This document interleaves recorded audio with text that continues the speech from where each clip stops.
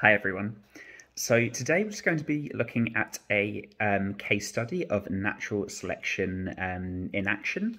And this case study involves the blue mussels of North America, the blue mussels. So these are a shellfish that are found on the northeastern coast of the USA, so around the state of Maine and a few states below there. And about 20 years ago, an invasive species called the Asian shore crab was introduced to the area. And I've got a map of that that I'll show you in a second.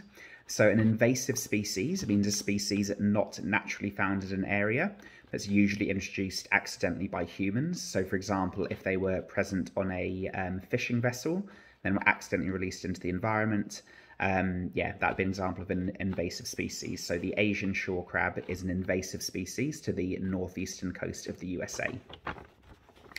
So this map sums it up. So we've got a section of the coast over here.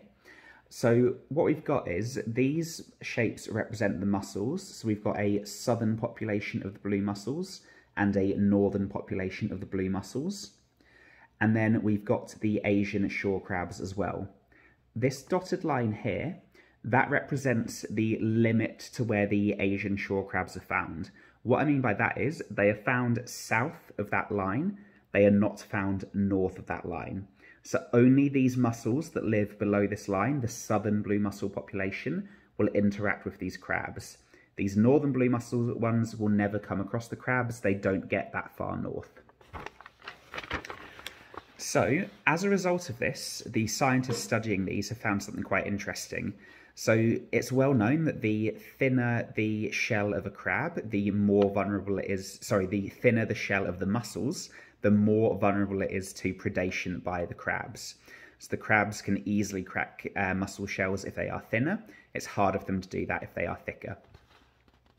So in the past 20 years, they've noticed that the southern blue mussels are getting thicker shells than the northern blue mussels.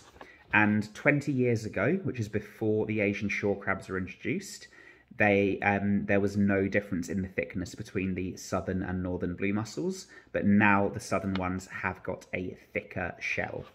So to be clear, using the map, these guys down here that live alongside the Asian shore crabs that feed on mussels have got a thicker shell than these ones that do not interact with the Asian shore crab.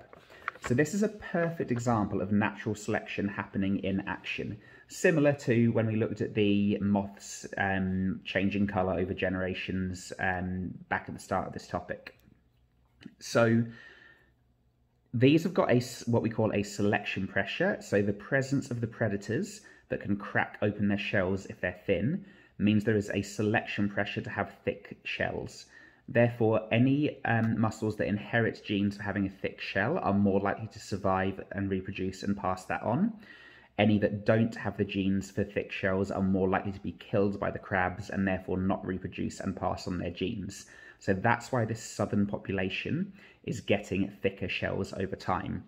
But there's no change to the northern population because, like I say, the crabs can't move past here. Perhaps it's too cold when you get further north, so it's too cold for them to get up there. But either way, these guys aren't threatened by the crabs, so their shell thickness isn't changing. Okay? So this is just a cool example of natural selection happening, and it's still happening today. And what I want you to sort of think about is how that could change in the future as well. So you're aware that, unfortunately, the climate is heating up. So if the Asian shore crabs are limited to the south because of climate, maybe when the temperature rises, they might be able to move further north to where the northern population of blue mussels is, and have a think about how that could impact the blue mussel population. So natural selection is a process that does happen slowly, but we can still see changes happening over a relatively short period of time. Like I say, those crabs were introduced to the area no more than 20 years ago, and we're already seeing a change in the species that they feed on as a result of that. So that's the example of the blue mussels undergoing natural selection. please have a look at the other video that I'm putting up about invasive species in general, and then have a go at the work on Google Classroom. Okay, thank you.